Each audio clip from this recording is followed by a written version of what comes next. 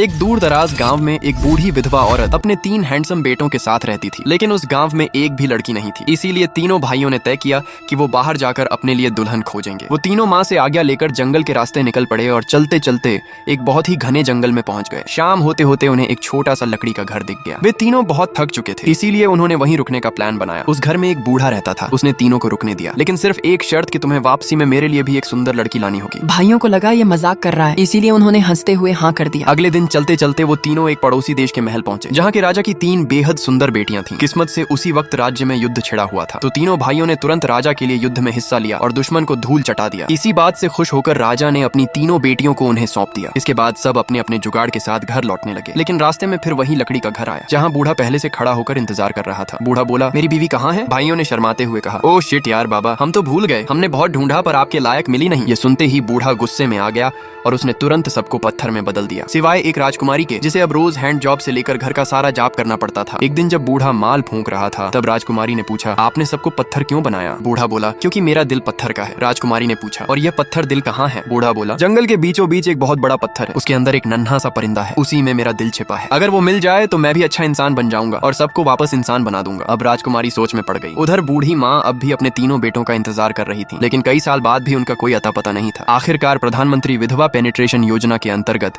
जब गांव के प्रधान ने हेल्प किया तो उसने एक और बेटे को जन्म दे दिया। जब लड़का 12 साल का हुआ, माँ ने उसे बताया कि उसके पिछले 3 भाई दुल्हन की तलाश में घर से गए थे, लेकिन वे कभी नहीं लौटे। ये सुनते ही लड़के ने बिना देर किए अपना बैग उठाया और उन तीनों भाइयों को ढूंढने निकल पड़ा। रास्ते में जब वो घास पर बैठा खाना खा रहा होता है, तभी एक भालू जैसी दिखने वाली सफेद भेड़ दौड़कर उसके सामने आ जाती है। लड़का बिना डरे प्यार से उसे खाना खिलाता है, जिससे खुश होकर भेड़ लड़के को एक सफेद ऊन का टुकड़ा देती है और कहती है, जब भी मदद चाहिए हो तो मुझे बुला लेना। कुछ देर बाद वह फिर से एक नई जगह पर बैठकर खाना खाने लगता है। तभी एक कबूतर फड़फड़ाता हुआ उसके पास आता है। लड़का मुस्कुराकर उसे भी थोड़ा खाना दे देता है, जिसके बदले में कबूतर अपने पंखों में से एक सुंदर पंख निकालकर उसे दे देता है। खाते खिलाते आखिरकार लड़का उसी पुराने लकड़ी के घर में पहुंच जाता है। वहां अब बस वही राजकुमारी थी, जिसने उसे सब कुछ बताया और जादू को कैसे तोड़ा जा सकता है वो भी बताया। ये सुनते ही लड़का फौरन जंगल के बीच में उसी जगह पहुंच गया जहां वो बड़ा पत्थर था। पत्थर को देखकर फौरन उसे याद आया, अरे यहाँ तो भेड़ को बुलाना चाहिए। लड़के ने जैसे ही ऊन निकालकर भेड़ को पुकारा, भेड़ ऊपर से उड़ती हुई आई और एक ही झटके में पत्थर को तोड़ दिया। जैसे ही पत्थर टूटा, अंदर छुपा छोटा पंछी उड़कर भागने लगा, जिसे देखकर लड़के ने कबूतर को बुला लिया